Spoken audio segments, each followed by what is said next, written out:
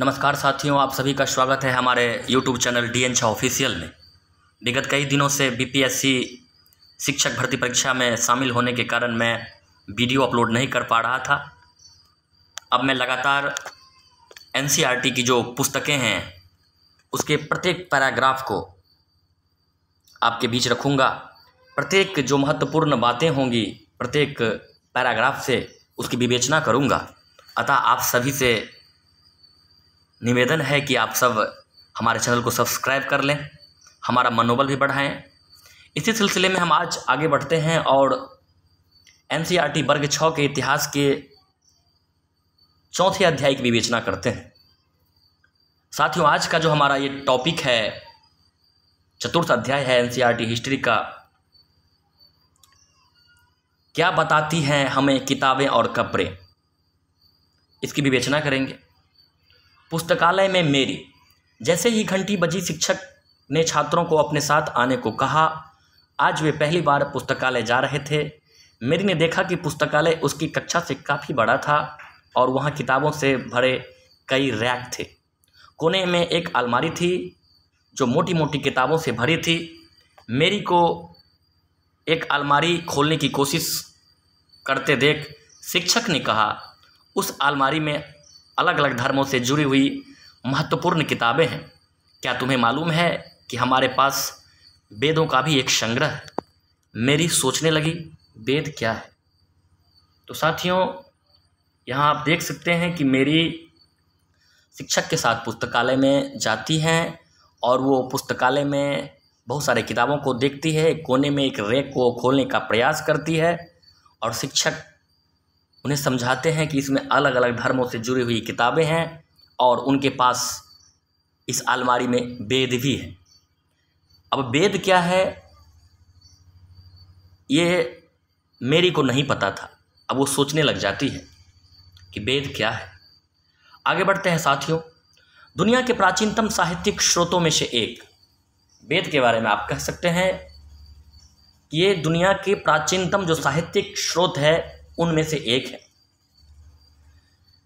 शायद आपने वेदों के बारे में सुना होगा। वेद 4 है, ऋग्वेद, सामवेद, यजुर्वेद तथा अथर्ववेद।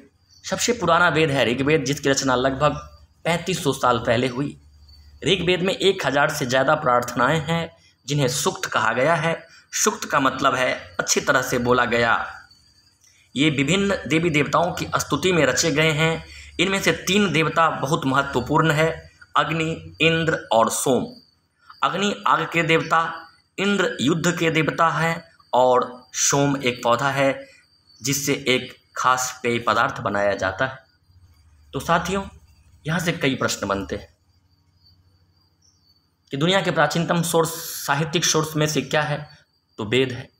वेद कितने हैं? 4 है, ऋग्वेद, सामवेद, यजुर्वेद, अथर्ववेद।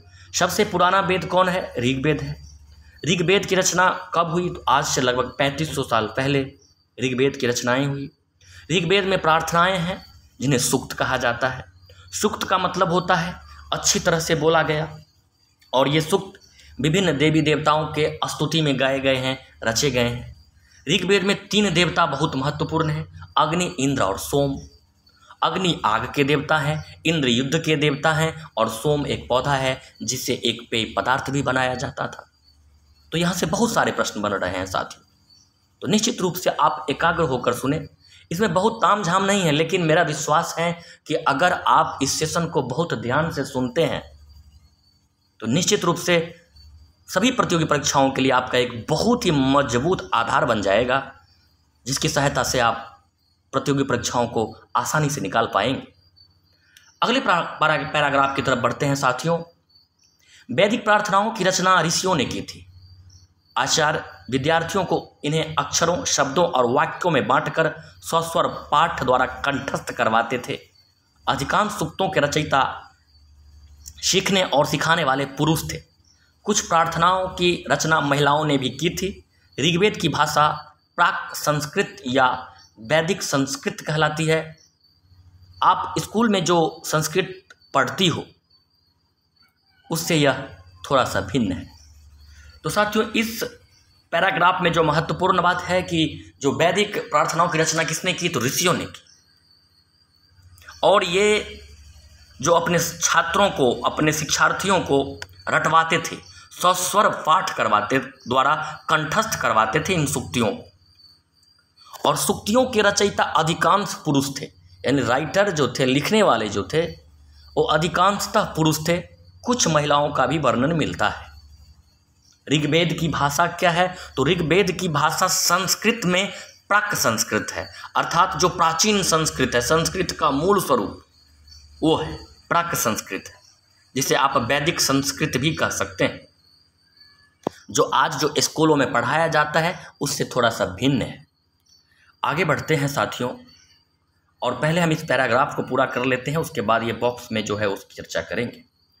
हम जिन किताबों को पढ़ते हैं वे लिखी और छापी गई है। ऋग्वेद का उच्चारण किया जाता था और श्रवण किया जाता था, ना कि पढ़ा जाता था। रचना के कई सदियों बाद इसे पहली बार लिखा गया। इसे छापने का काम तो मुश्किल से 200 साल पहले हुआ है। तो साथियों, ये ऋग्वेद को पढ़ा नहीं जाता था, इसका पाठ किया जाता था, श्रवण किया जाता था, यानी उच्चारण के द्वारा इसका श्रवण किया जाता था, पाठ किया जाता था, पढ़ा नहीं जाता था। यानी पढ़ने का सेंस नहीं है यहाँ, पाठ का सेंस है कि इसका पाठ किया जाता था, श्रवण किया जाता था।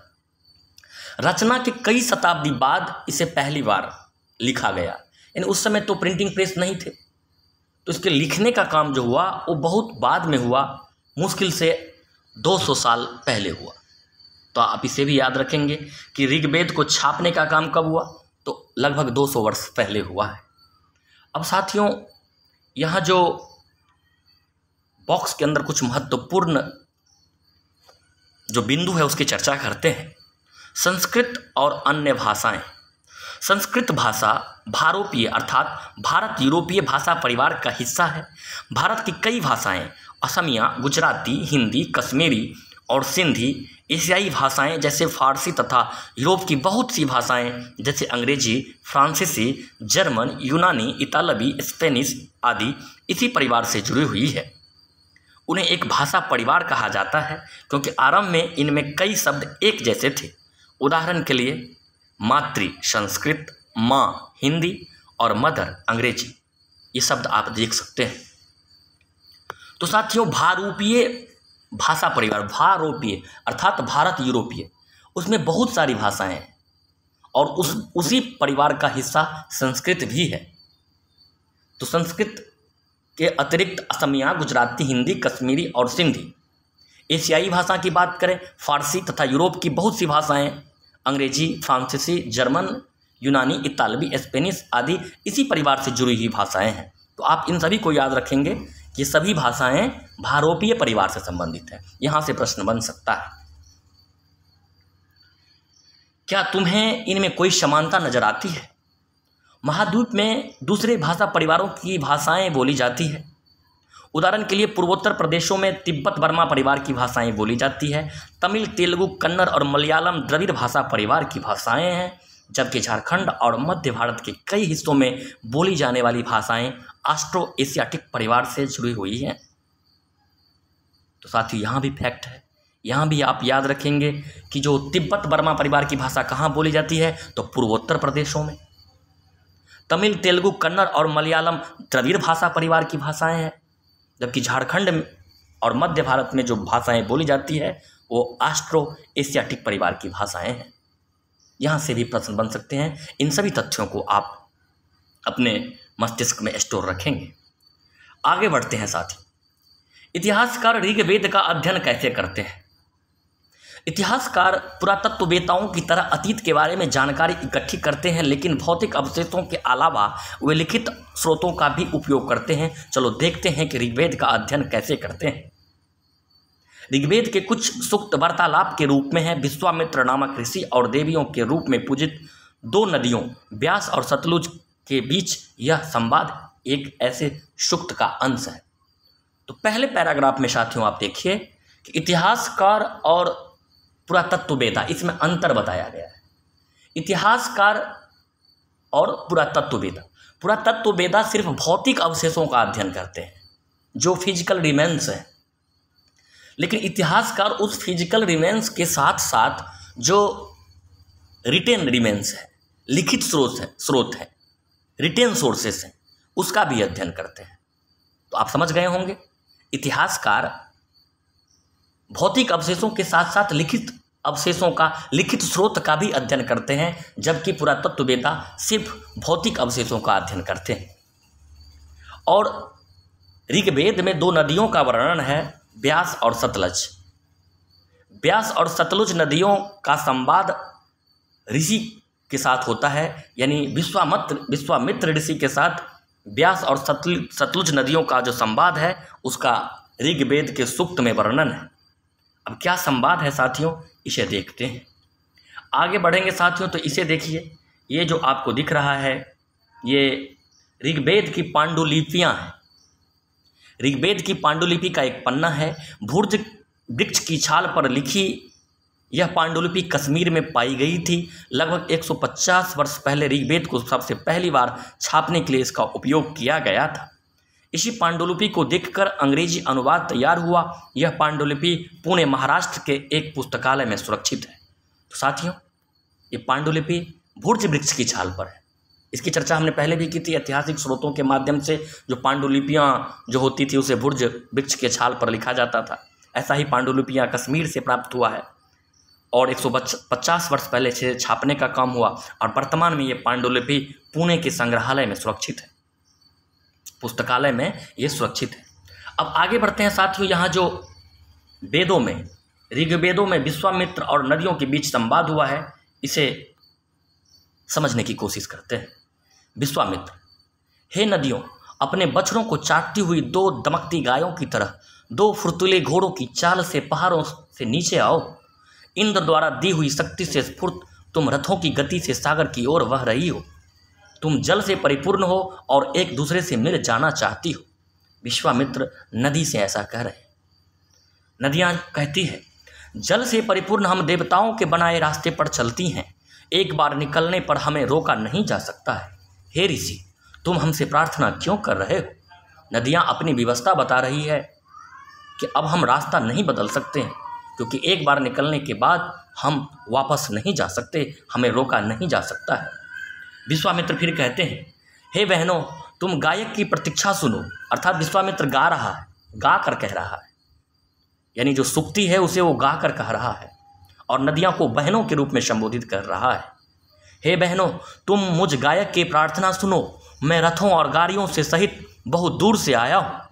कृपा करके अपने जल को हमारे रथों और गाड़ियों की धूड़ियों के ऊपर न उठाओ, ताकि हम आसानी से उस पार जा सकें।